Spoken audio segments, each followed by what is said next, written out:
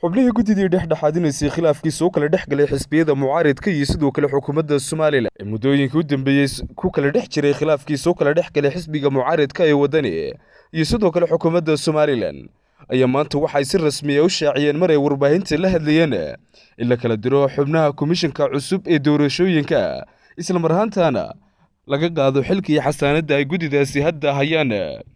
guddidani oo warbaahinta la hadlayay waxay madaxweyne Muuse Biixi Cabdi madaxweynaha Somaliland u soo jeediyeen inuu si dhaqsi ah u kala diro xubnaha guddiga komishanka doorashooyinka. kow guddigii cusbayd ee komishanka in la kala diro iyaka oo khilaaf la kowsaday.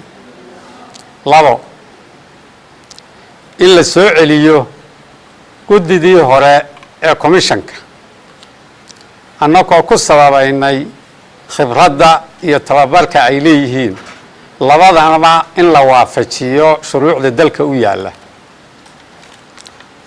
saddex jamhuuriyadda Somaliland waxay ku dhisan tahay fulin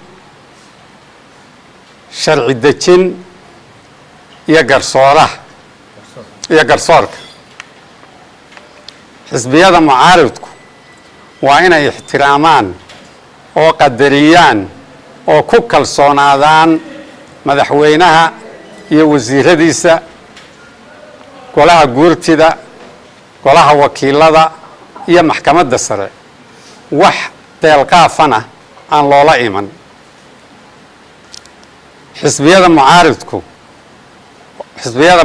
waxaanu kula talinaynaa inay ka waantoobaan oo joojiyaan ficil iyo hadal kasta oo nabadgelyada iyo xasiloonida dalka waxyeelaya.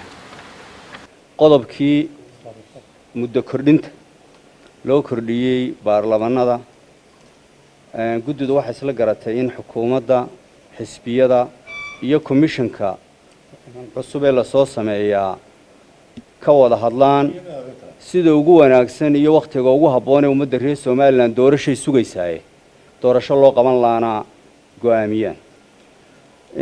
guddidu waxaan u mahadnaqaynaa madaxweynaha jamhuuriyadda Somaliland sidoo noo qaabilay kulankii ugu koowaad ee debdemiska ahaa. markii labaadna isaga iyo guddidu u xil saarayba noola shaqeeyeen. mar labaad waxaan u mahadnaqaynaa xisbiyadii mucaaradka ahaa sidii iyaduna mar walba ay diyaar noogu ahaayeen in aanu la kulanno oo waxaan u baahnaba si fudud u weydiino. si baaxna wax u qabtay laakiin la maagay oo laga gartanaabay noogu muuqdaan waana tababarna way qabaan waana u fududay haddii la soo celiyo doorashada inay degdeg u qabtaan way u fududay iyaga way u fududay bedelin xumaan laguma bedelin waxa lagu bedelay waqtigoodii oo ka dhamaaday.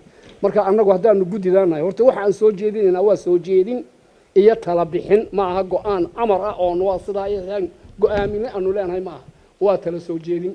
kalsooni buuxdana waxaanu ku qabnaa madaxda dalku hadday madaxweynaha tahay ku-xigeenkiisa, wasiirada xukuumadda, golayaasha qaranka ay yihiin inay hadal iyo xubno dhammaanba inay codsiga naga aqbalaan iyo soo jeedinteeda kalsooni ay ku